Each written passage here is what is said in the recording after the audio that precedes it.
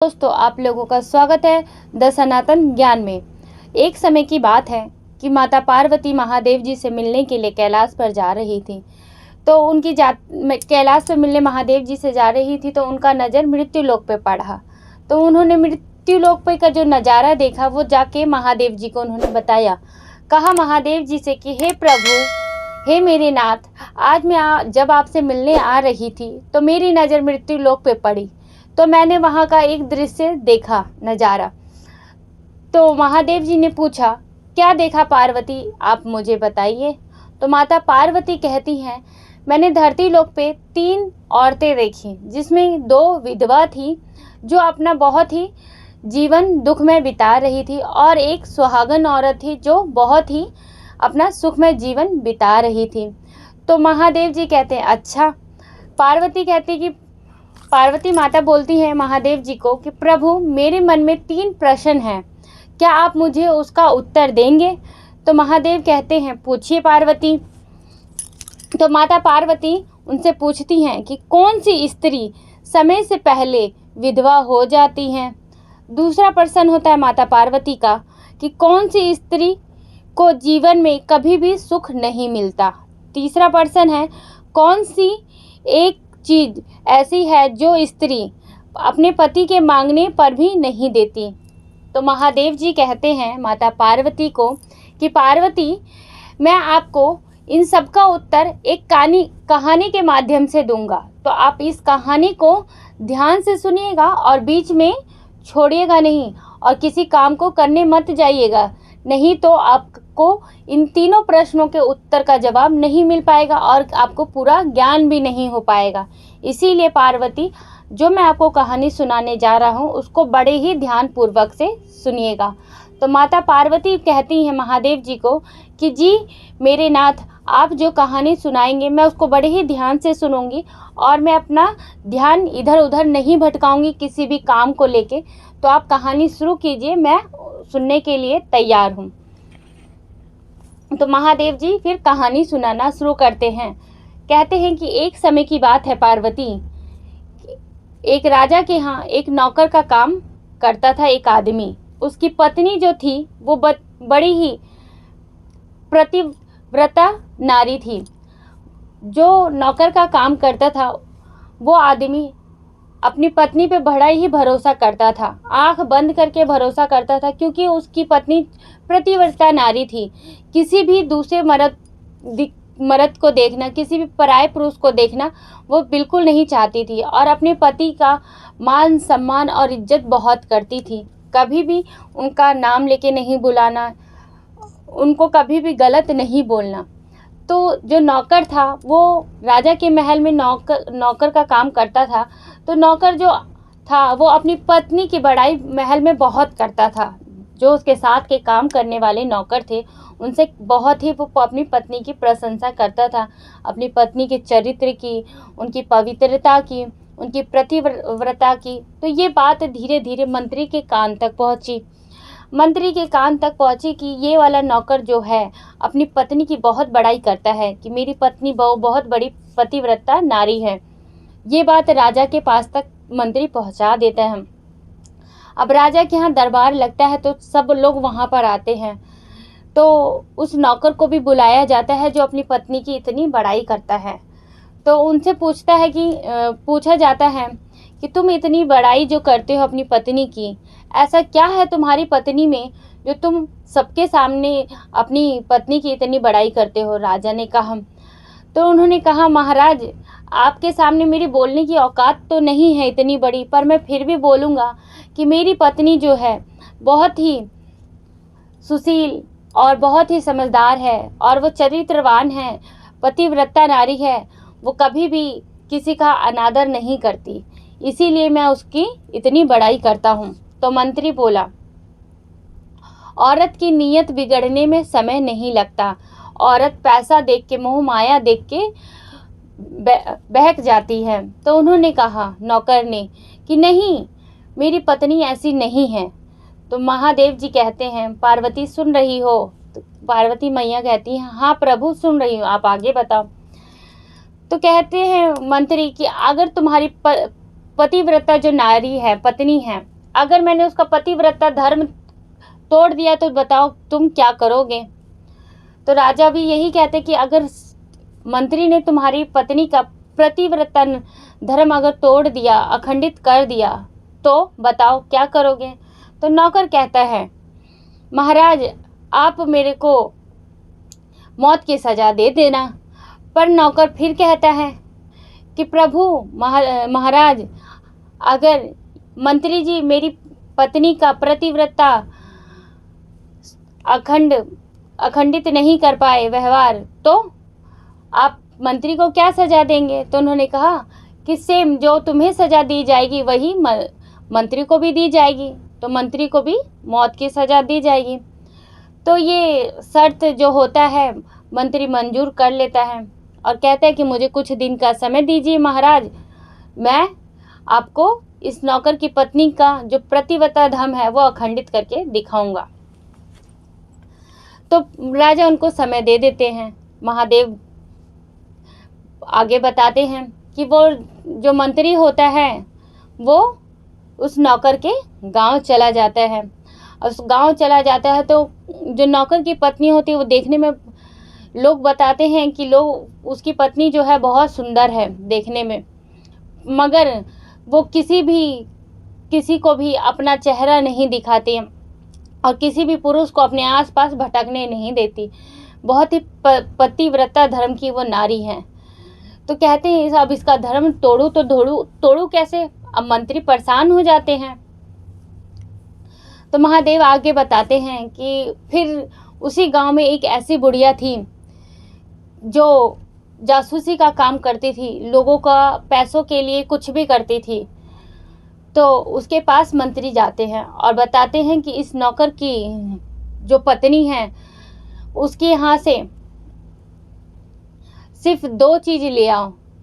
एक तो जो जिसमें से वो सिंदूर लगाती है वो डिब्बी, और एक उसके गुप्तान पे कोई भी चीज़ हो, निशान हो किसी भी चीज़ का, वो मुझे बता दो। मैं तुम्हें बहुत सारा धन रुपए पैसे दूंगा, तुम्हें कभी भी दूसरा काम करने की ज़रूरत नहीं पड़ेगी।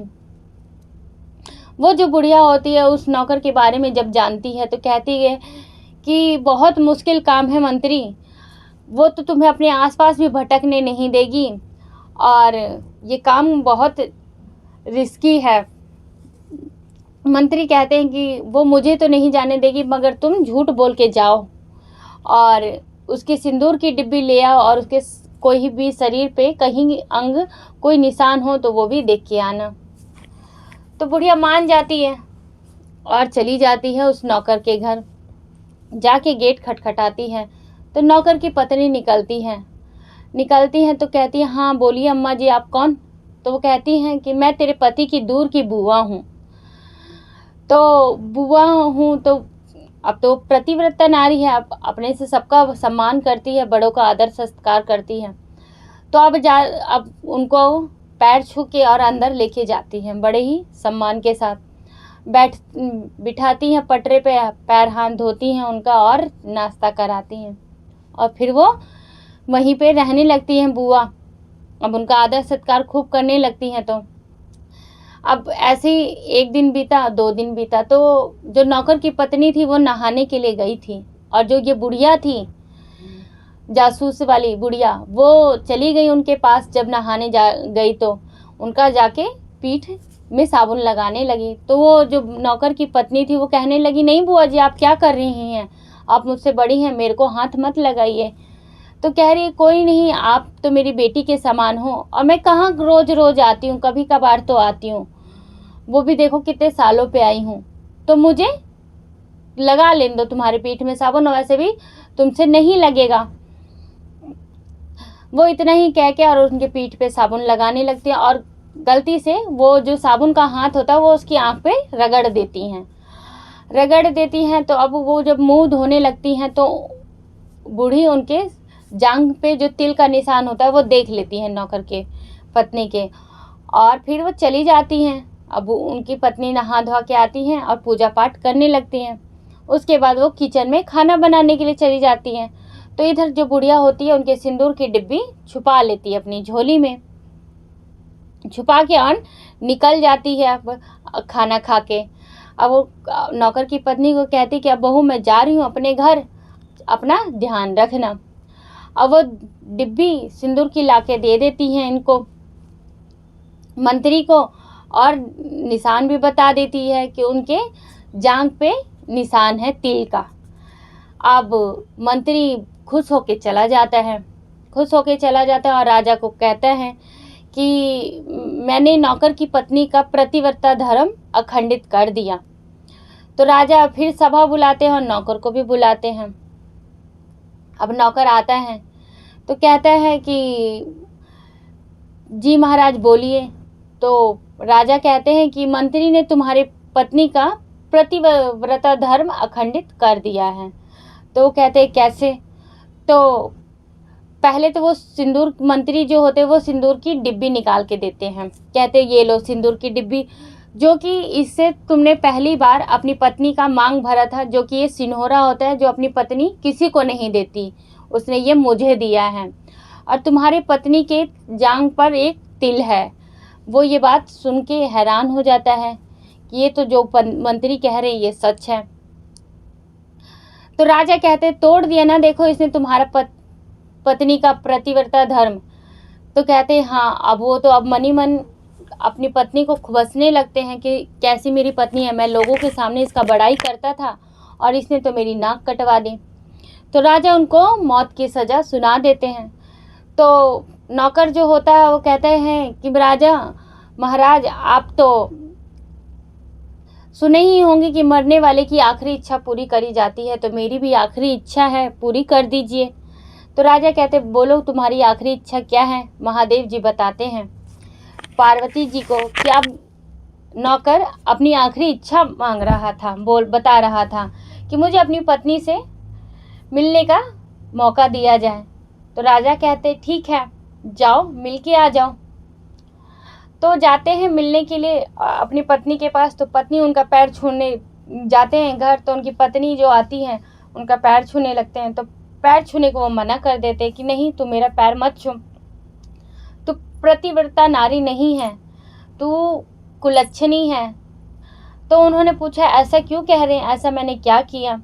तो वो सारी बात बताते हैं कि मंत्री से मेरी शर्त लगी थी कि मंत्री बोला था कि मैं तेरी पत्नी का प्रतिव्रता धर्म अखंडित कर दूंगा, और उसने वैसा ही किया। वो तुम्हारे पास आके 2 दिन रहा, तुम्हारे सिंदूर की डिब्बी ले गया जो सिन्होरा था वो, और तुम्हारे गुप्तांग जो जांघ पे निशान था उसने मुझे बताया। तो पत्नी बोली कि ऐसा नहीं है, मेरे पास तो कोई नहीं आया आदमी, आप ये बात कैसे कह सकते हैं?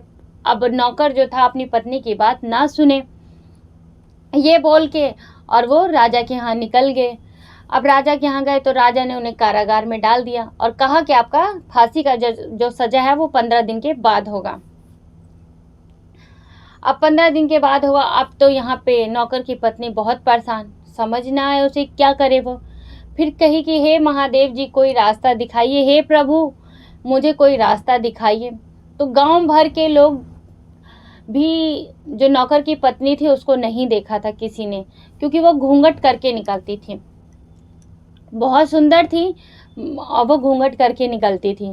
तो वो राजा के दरबार में गई और राजा से गुहार करने लगी कि महाराज आपके यहाँ हम लोग नाच गाना करने आए हैं, अगर आपकी इजाज़त हो तो हमें नाच गाना करने का अनुमति दीजिए। तो राजा ने कहा ठीक है आप कर लीजिए। तो जो नौकर की पत्नी थी उन्होंने कहा कि महाराज कल ही ये नृत्य नाच गाना होगा यहाँ पर। तो राजा बोले ठीक है। अब राजा क्या किए कि अपनी सारी प्रजा को बुला लिए, मंत्री को, महामंत्री को, सब आए।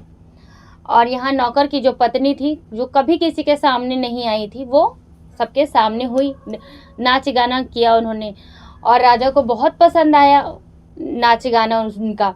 अब राजा को पसंद आया तो राजा ने कहा कि अब उपहार मांगो, तुम क्या मांगना चाहती हो? तो उन्होंने कहा महाराज उपहार में तो मुझे एक ही चीज़ चाहिए। तो राजा ने बोला बोलो क्या चाहिए? तो कहा कि आपके यहाँ एक आदमी है जिसने मेरा पैसा ले रखा है और वो मुझे देने का नाम नहीं ले रहा, मेरा धन। तो राजा ने पूछा कौन है वो? तो नौकर की पत्नी ने कहा आपका मंत्री। अब मंत्री ये बात सुन के हक्का बक्का हो गया, उसको तो पता ही नहीं था कि मैंने इस नारी से कब पैसा लिया। तो उन्होंने ये पूछा, तो वहीं पे वो मंत्री खड़ा होकर कहने लगा कि मैं तो तुम्हें जानता तक नहीं, मैंने तुम्हें कभी देखा नहीं, तो मैंने तुमसे पैसा कब लिया ये बताओ। तो नौकर की पत्नी कहने लगी कि महाराज गौर कीजिएगा इनकी बात पे, ये क्या बात कह रहे हैं कि ये मुझे कभी देखे नहीं है, कभी सुने नहीं है और ना कभी जाना है इन्होंने, तो इन्होंने मुझसे धन कैसे लिया? तो महाराज कहते हैं कि बताओ फिर। नौकर की पत्नी कहती है कि मैं उसी नौकर की पत्नी हूँ जिसके यहाँ ये 2 दिन बिता के आए हैं, जिसके यहाँ से ये सिंदूर की डिब्बी लेके आए हैं, जहाँ से ये इन्होंने गुप्तांग का निशान देखा मेरे। तो ये जब मुझे जानते नहीं, पहचानते नहीं, तो ये सिंदूर की डिब्बी और वो निशान कैसे इनको पता? पूछिए तो जरा। अब तो वहाँ पे वो मंत्री घबराने लगा। तो राजा ने पूछा कि बताओ तुम्हें कैसे पता, तुम डिब्बी सिंदूर की कहाँ से लेके आए सिन्होरा, बताओ। तो वो तो कुछ बताता नहीं है। तो फिर नौकर की पत्नी कहती है कि महाराज मैं आपको बताती हूँ पूरी बात क्या थी। इन्होंने एक बुढ़िया को मेरे पास भेजा था जब मेरे पति यहाँ पे काम कर रहे थे। तो उन्होंने कहा कि मैं तेरे पति की दूर की बुआ हूँ, वो मेरे यहाँ 2 दिन आके रहीं। उन्होंने ही मेरे जांग का तिल देखा और उन्होंने ही ये चोरी से सिंदूर की डिब्बी लेके आई हैं और इनको दिया है। इन्होंने मुझे कभी देखा सुना नहीं, मेरे पति निर्दोष हैं। और फिर राजन मेरे पति निर्दोष है। जब बात ये राजा ने सुनी तो राजा बोले कि तुम उस बुढ़िया को जानती हो? तो उन्होंने कहा हाँ मैं उसको जानती हूँ, वो हमारे ही गांव की हैं। तो मंत्री को फिर राजा कहते कि उस बुढ़िया को बुला के लेके आओ। तो बुढ़िया आती है और वो अपना सारा जो उसने किया होता है वो सारा कुछ कबूल करती है कि मैंने ये मंत्री के कहने पर किया था, क्योंकि मंत्री ने मुझे मुंह मांगा पैसा दिया था। अब यहाँ जो नौकर होता है उसको बाइज्जत बली किया जाता है और मौत की सज़ा मंत्री को दी जाती है। और देखिए इसी प्रकार से जो नौकर की पत्नी थी उसका प्रतिव्रता धर्म भी अखंडित नहीं हुआ। वो अपने पति का बहुत ज़्यादा सम्मान करती थी और उसको बचाने के लिए वो लोगों के सामने आई, क्योंकि उसे अपने चरित्र पे जो उसके पति ने उंगली उठाई थी वो गलत उठाई थी, तो उसको भी वो ठीक करना था। वो चरित्रहीन नहीं थी तो उसको भी साबित करना था कि मैंने अपने पति का प्रतिव्रता धर्म अखंडित नहीं किया। और फिर उसके बाद से उसकी चर्चा पूरे गांव में होने लगी कि हाँ तो इसकी पत्नी सही में पतिव्रता नारी है। तो फिर महादेव जी ने माता पार्वती को कहा कि पार्वती जी आपको समझ आया कि वो जो 3 जो लोग आप धरती पे देखे थे, जो जिसमें कि एक औरत सुहागिन थी, वही वो औरत थी जो प्रतिव्रता धर्म निभा रही थी, वही अपने पति के साथ सुखमय जीवन बिता रही थी। और बाकी की जो 2 विधवा औरत थी मैं उनका भी कारण बताता हूँ। आपका पहला प्रश्न था कि कौन सी स्त्री समय से पहले विधवा हो जाती है। तो पार्वती जी सबसे पहले वो स्त्री विधवा होती है जो अपने पति को उसके नाम से बुलाती है। कहा जाता है कि पति को उसके नाम से नहीं बुलाना चाहिए, क्योंकि नाम से बुलाने से पति की आयु कम हो जाती है। कम होने के कारण उसके पति की मृत्यु जल्दी हो जाती है, जिसके कारण वो जल्दी ही विधवा हो जाती है समय से पहले। और दूसरा प्रश्न था पार्वती जी आपका कि कौन सी स्त्री को जीवन में कभी भी सुख नहीं मिलता। तो उस स्त्री को कभी भी जीवन में सुख नहीं मिलता जो कि धन दौलत रुपए के लिए अपने पति को छोड़ दूसरों के पास चली जाती हैं, अपने पति को गलत बोलती है, उसका आदर नहीं करती, निरादर करती है। उस स्त्री को जीवन में कभी भी कहीं पर भी सुख नहीं मिलता। तीसरा प्रश्न था पार्वती जी आपका कि कौन सी एक ऐसी चीज जो स्त्री से उसका पति मांगे तो स्त्री नहीं देती है। वो स्त्री इसलिए नहीं देती, पति अपनी पत्नी को कहता है कि तुम मुझे गाली दो, तो पत्नी कभी भी अपने पति को गाली नहीं देगी, क्योंकि पति उसके लिए परमेश्वर होता है। तो कोई भी अपने भगवान को गाली नहीं देता। इसीलिए चाहे कितना भी पति अपनी पत्नी से ये चीज़ मांग ले तो पत्नियां कभी नहीं देती। जो पत्नी अपने पति का आदर करती है, सत्कार करती है, प्रतिवता धर्म निभाती है, किसी दूसरे पुरुष को नहीं देखती, किसी दूसरे पुरुष को देखकर लोभाती नहीं है, उसका जीवन हमेशा ही सुख में बीतता है और वो हमेशा सदा सुहागन का उस पर आशीर्वाद मेरा बना रहता है। और जो स्त्री अपने पति को नाम से बुलाती है, दूसरों के पति को देख के लुभाती हैं, उसके धन पे, पैसे पे गाली गलौज करती हैं, वो स्त्री जल्दी ही विधवा हो जाती है, उनको कभी जीवन में सुख नहीं मिलता है। महादेव माता पार्वती को ये पूरी कथा सुना देते हैं और फिर माता पार्वती कहते हैं, धन्यवाद प्रभु जी, आपने मुझे तीनों प्रश्नों के उत्तर दिया। मैं ये तीनों प्रश्नों के उत्तर सुन के धन्य हो गई। आपका कोटि कोटि प्रणाम महादेव जी। उम्मीद करती हूँ कि कथा आप लोगों को, ये कहानी बहुत ही अच्छी लगी होगी। अच्छी लगी है तो कमेंट्स बॉक्स में हर हर महादेव जरूर लिखिएगा। और जो कोई भी हमारे चैनल पर पहली बार आया है, चैनल को सब्सक्राइब कर लीजिए, घंटी का बटन जरूर दबाइए कि आपको सबसे पहले कथा सुनने को मिले।